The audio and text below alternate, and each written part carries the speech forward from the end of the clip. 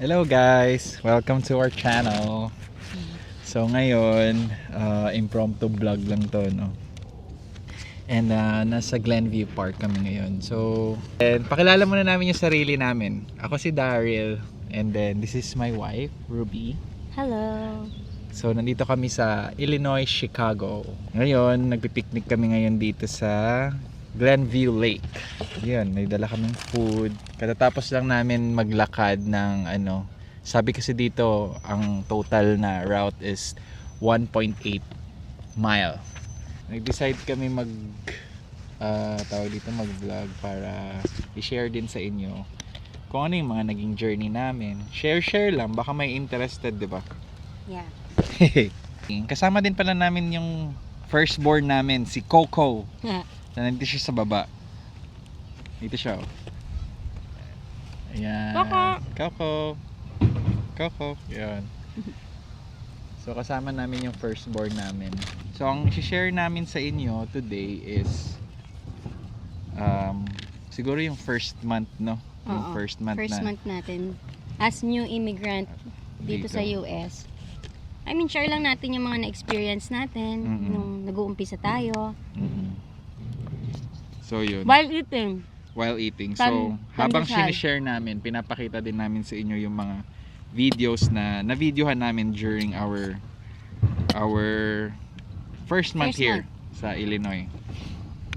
So, unang nangyari, nag-stop over kami sa California. Kasi yun yung point of entry namin. So yun, parang honeymoon stage yun. Meaning nun is parang parang before sumabak dun sa panibagong buhay is muna kami, nag stop over dun sa mga tita at tito ni Ruby. Ang dami din kasi naging excited, no, nung papunta na kami here. Nasaan yung kutsara tinidor ito? Maraming na-excite na kaya gusto nila yun yung point of entry namin, hindi yung Chicago. Actually pwede naman yung Chicago, pero mas pinili namin doon kasi to spend time with them. Ihiwalay ko na lang yung video ng mga naging anong nangyari doon sa California, kung saan kami nagpunta. Usually mga lang din, parang tinor lang kami doon sa California, tapos punta kami ng Washington kasi may tita din siya doon. And then Las Vegas. Sa Vegas din, tinor kami sa Vegas. So separate video na lang 'yon. So after nung honeymoon stage, eto na. March 15 ba? March 13. Mga ganun. Parang ganun, March 15. So the day na paalis na kami ng Cali, papunta na kami ng Illinois. So maaga kaming gumising, and then actually may kodigo ko dito eh. So nandun na kami sa airport, LAX, kasi dun kami sasakay ng airplane. And then anong airlines natin ang lab? American Airlines. American Airlines yung sinakyan namin. So madaling araw to. Ayan, pinapakita ko sa inyo yung video ngayon while eating. So yun, gumising kami na maaga kasi morning flight kami. Kasi it would take like 4 hours para makarating ng Illinois. So nakarating na kami sa airport ng Illinois. So yun, pinapakita ko ngayon sa inyo yung video. And then daming mga flags, no. And then after nun, pagdating namin nga doon, sabi nga ni Ruby, bino kami ng hotel para magstay muna ng doon while hindi pa ready yung apartment. And then pinuntahan namin yung apartment. Ito yung video. Maganda siya. Maganda kasi nasa States na eh. So alam mo yun, yung mga first time feeling na na nafi-feel mo kapag kapag bago ka sa US. So yan, tinutour namin yung siya, 1 bedroom, tapos 1 bedroom apartment. May common laundry sa baba, and then malaki yung sala, then may ready na yung mga kitchen, yung mga kitchen appliances like ref, stove, so ganon. Sit. Sit kami dito. May one bathroom din, meron silang closet, and then yun, parang one bedroom lang siya, parang ganun. Wala pang gamit. Wala pang gamit. Parang zero, parang totally reborn, parang Sit. ganun. Sit. Totally reborn yung feeling, alam mo yun. And then, yun, March 15, yan yung magsa-start ng first day na ilalab. So mga March 13 nga pala yung yung parang siguro yung mga unang dating namin. March 14, pumunta kami ng apartment para check yung i-check yung apartment kung okay na ba kami doon. First day ni Ruby, hinatid ko siya. Wala kaming sasakyan, man. Lakad kami. Inaral namin yung paano mag-commute papunta sa sa facility niya. So, buti na lang nalaman namin kung anong oras dumarating yung bus. So yung parang time interval niya is every hour. So kapag kunwari nalagpasan ka ng bus, hindi ka nakasakay ng bus, another 1 hour ka maghihintay. So kami, naghintay talaga kami na siguro mga 15 minutes before bago dumating yung bus is nandun na kami sa bus stop para maghintay. So yun, first day niya kahit wala pang gamit yung apartment namin, tuloy pa rin ang work. Na-deliver naman na din yung parang yung mattress on the day na nagkakatira na kami dun sa apartment. 2 weeks kaming walang sasakyan, springtime na. Medyo malamig pa rin sa amin kasi kakagaling lang namin sa Pilipinas, tapos parang nag-adjust pa yung temperature, parang body temperature namin sa climate here sa Illinois. Napakalamig talaga. At first, okay, para excited ka, ito pala yung malamig. Kasi malamig na nga dun sa California nung pumunta kami. Pero ang namin is kaya yung lamig dun sa California. Malamig, may mga parts dun na malamig, pero kaya naman ng jacket namin. Pero yung dala naming jacket dito from Philippines to Illinois is kinaya naman yung isang jacket ko, yung color brown, yung ginamit ko sa paghatid sa kanya ng first day. Kinaya naman siya. After 2 weeks na yon, yung feeling na napapaisip kami na parang tama ba tong pinasok namin, parang ganun. Kasi ang hirap alam mo yon, yung parang ang hirap kasi wala kaming, nung pumunta kami here, wala kaming kakilala, walang tumulong, so kami lang. So parang we need to figure it out how to survive, diba? Yung parang paano ka bibili ng mga food, ganun. Walang nag-guide talaga, kami lang. I think ganun talaga. I mean, kasi choice din talaga natin na... Choice. Ay, wow, hindi mo choice. So, yun. Napilitan ka lang. Okay Hindi, lang. ganun talaga. Ako, from the start naman, bago tayo pumunta dito, picture out ko na yung pagbago ka talaga. Wala kang kakilala, wala kang mahingi ng tulong. Although syempre yung facility naman natin na facility namin is kahit papaano at first tumutulong naman sila. Kaya na-survive naman. Although yes, mahirap, pero kakayanin naman. Kinakaya. Kasi gano'n naman talaga, 'di ba? Kakayanin mo kasi pag hindi ka gumalaw, wala. Kakamkungan ka, pupulutin. So, na-survive naman namin yun. Kahit ganun yung nangyari, maging positive pa rin kami. Pero ang hirap kasi pupunta ka ng pag kunwari may gusto kang bilhin na, kunwari may ulam, ganun. Pupunta ka ng ng Walmart, tapos malayo sa place namin. Hindi man ganun kalayo.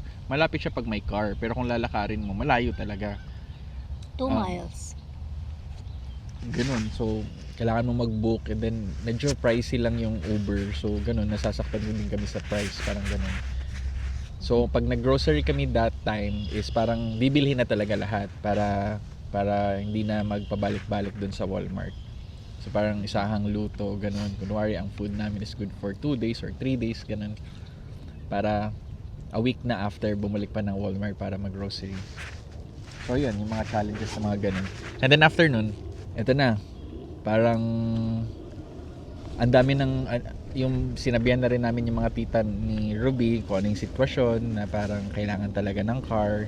So sila, ano naman sila, parang gusto, parang tumulong naman din sila in a way na parang gamitin yung name nila kasi mahirap din kasi bumili ng car na wala kang credit score. Parang either ma-approve ka or ma-disapprove, 'di ba? Parang ganun yung style dito eh. Kung ma-approve ka man, malaki talaga yung magiging APR mo, yun annual, ang tawag doon? Annual. Basta APR. APR, yun yung parang interest na nila, pinapataw nila every year. Yung mga tito niya, gusto nga tumulong sa amin para gamitin yung name para nakakuha na kami ng car. Kaso nga lang, nire-require ng mga dealership dito na kailangan yung presence nila is nandito para pumirma. So, wala din. Hindi kami matulungan. Pero gusto na nila talagang pumunta dito para tulungan kami ng mga tita niya. Pero good thing din yung coworker ni Ruby is nag-recommend din ng isang Pinoy na nagtatrabaho sa Honda. Nagtatrabaho sa Honda as parang agent, ganun. So tinulungan niya kami para makakuha ng first ever car namin dito sa US. So yun. Wala kaming credit score at that time. Buti na lang na-approve kami ng ng car loan, no, via financing. And then yun, Pinoy siya, tapos sinabi namin na mahirap talaga mag-commute. Wala ka pang wala pa siyang driver's license. Wala pa rin akong driver's license noon. So ang problema naman na namin nung time na yun na bumibili kami, paano namin mailalabas yung kotse? Good thing yung Philippines driver's license nito namin is yung Philippine driver's license namin is sabi naman ng agent is meron kaming privilege na pwede siyang gamitin within 90 days upon arriving here in the US. So yun,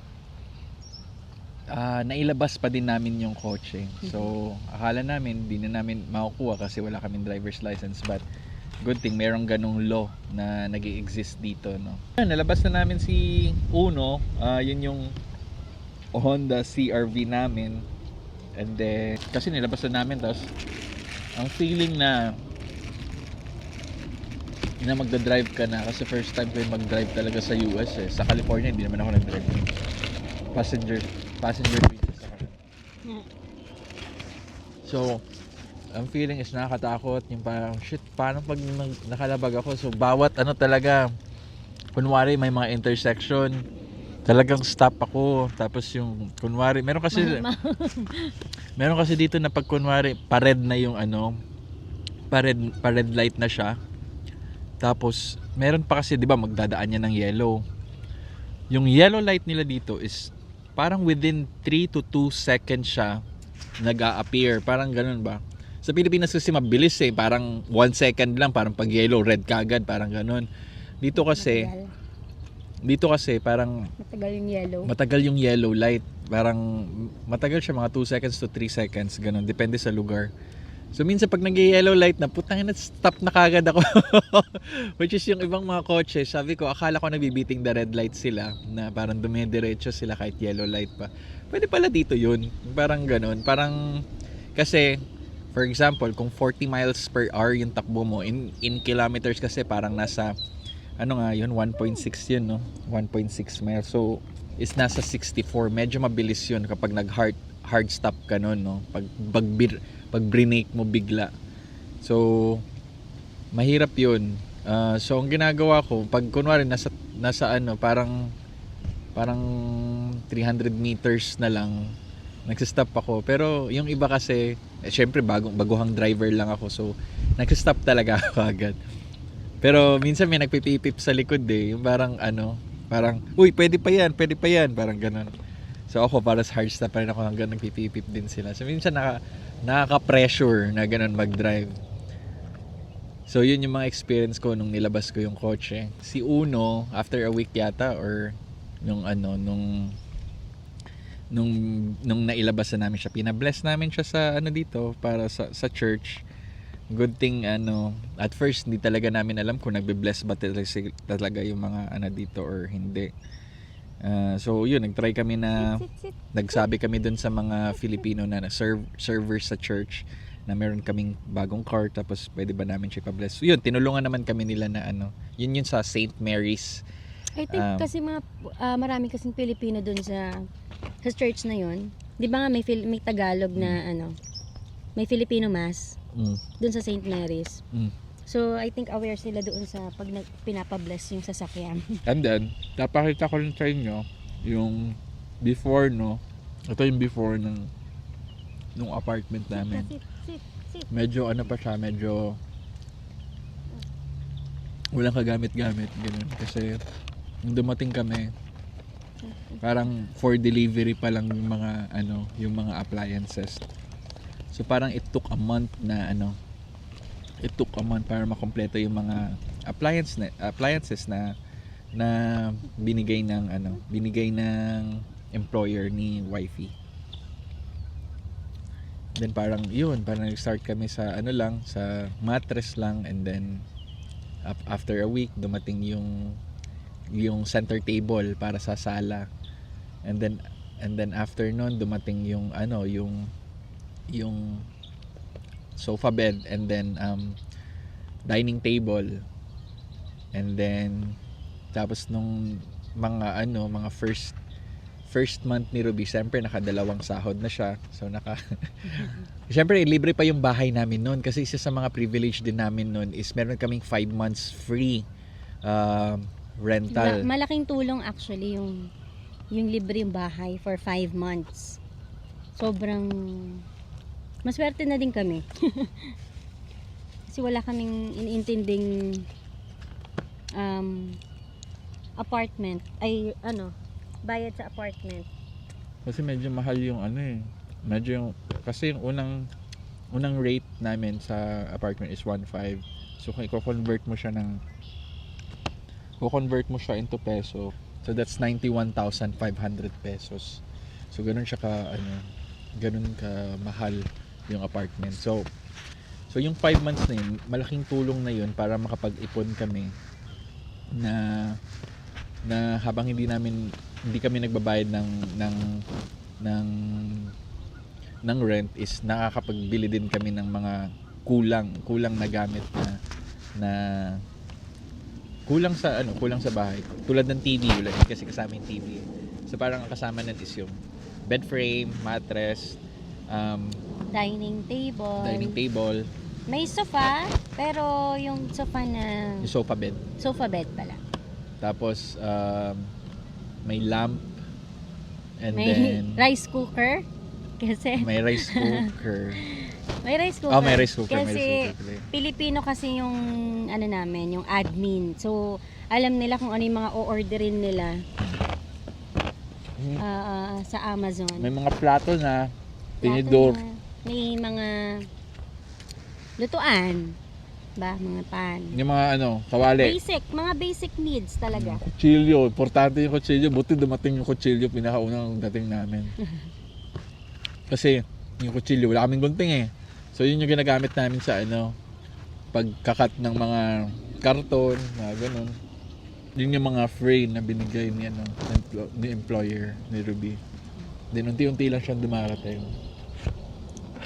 First night nga namin nun, mattress lang kami. Tapos syempre di ba dumarating yung dining table. Saan kami kumakain? Sa sa sala. Wala nga lang table, box lang. Kasi di ba dumarating yung dining nun eh. Ganun, yun talaga yung mga humble beginnings. Kasi lahat ng mga din. Kasi may mga kapitbahay din kami dito ng mga petitioners din, kasama yung mga family nila. Lahat na na-experience namin, na-experience din nila. So, akala namin kami lang doon, kasi sabi ni admin ni Ruby is may mga Pilipino daw. Parang ako yata yung nauna. Hindi ko alam, sabi meron daw eh. Pero sa ibang facility, sa ibang branch. Tulad ni Dindin. Sa ibang, hindi siya saan. Hindi siya, kasi mayroon siyang privilege na tumira dun sa apartment. Kaso, pinili niya na hindi. Kasi tumira siya dun sa tita niya. Parang ka-worker ni Ruby, si Dindin. Kung hindi pa kami makakita hindi namin malaman ngayon kung meron talagang Pinoy dun. Hanggang sa may mga dumarating na, kasi sinasabihan si Ruby na, sinasabihan si Ruby ng admin niya na may bagong dating. Tapos yun, pinupuntahan namin, ganun, kinakamusta namin kung kamusta, ganun, kailangan niyo ba ng tulong. Parang gusto namin kasi makatulong sa kanila na para i-guide kung ano yung mga pinagdaanan din namin. Yun, ano din talaga yun, medyo challenging na survive naman. Hindi mo akalain na kasi nung talagang mga panahon na wala kaming kotse, yung first 2 weeks, although isipin ng iba na napakaikli ng panahon nun, syempre wala kaming kakilala eh. Bali di namin alam yung gagawin namin, ganun. So, parang minsan ipapaisip talaga kami na, tama ba to? Anong ganun. In a joke way, pero sinisikap talaga namin. Pero may time talaga na nakakaiyak, ganun. Kasi wala kang matakbuhan. Kasi di ba balwarte, wala kang kilala, ganun. Kailangan ng tubig ni Coco. Kamusta siya? Okay naman, nakakain naman siya. Okay na. Ang ganda ng dito. Ang ganda ng lugar, park. Ang ganda ng park. Actually, parang district, Glenview District. So parang pag sinabing district kasi, yung parang yung mga nakatira sa Glenview. Ito yung parang nila, parang kasama sa mga privilege na pwede mong gamitin, pwede ka mag-jogging, ganun, pwede ka kung mag-bike dito. Meron din mga place na pwede mag-exercise, may mga parang ganun. So, ang sarap lang, may parang ramp sa lake. Kung gusto mo mag-fishing, ganun, meron din dito. So, ang daming pwedeng gawin dito. Talagang nag-enjoy kami sa 1.8 loop. Kaya nagutom kami, dami namin kinain ngayon. So wala din. Yung nilakaw. Pero konti lang naman yung namin kinain. Parang pandesal lang yun. Isang Pandesal tapos tubig na. Actually meron pa ako dito eh. Ano Ito yan? yung Jajang. The ginger ale. Yan yung bago mong Coke? Pang lang ba? Pang burp. Sit. Ang lawak na ito. Talaga mag-enjoy. Tapos ito, pwede ka mag-picnic din. After jogging namin, nagdala kami ng food namin para mag-picnic. Ganun. So yun, back to journey namin sa here sa Illinois. Thankful din kami kasi di pala namin nasabi sa inyo na na kami dito. 2 years. 2 years na kami dito sa more than 2 years pala.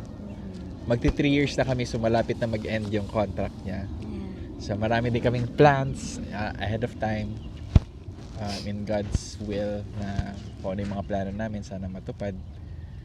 And then Mag-out of state, mag-move ba tayo out of state? yan ang abangan nila. kung anong mangyayari sa buhay namin. Ano ba? Gusto mo Florida? Gusto ko sana Pilipinas eh. Wow. Pabalik ka na? Pilipinas. No. I'm good, bro. I'm good. We're good here. Last na to. Hati tayo. Spam. Kasi si Coco nakarami. Nakarami siya? Kasi gutom siya. Mali. Dapat tayo dog food. Hindi pala tayo nakadala ng dog food. Coco, dito ka. Saan? So yun guys. Tapos naman na-share ko na lahat Oo. Yung first month lang naman yung diniscuss mo, diba? So I think yun lang yun. So maraming salamat guys. And i-end na namin yung vlog ngayon. So hopefully nag-enjoy kayo. And sana supportahan nyo kami by liking lang. Okay lang naman kung kahit hindi kayo mag-like. Subscribe! Subscribe na din kung gusto nyo ng chismis na bago, di ba? Life Filipino here in the US. Yeah. Life of new immigrant. Yeah. Sarap. Bye-bye. Bye!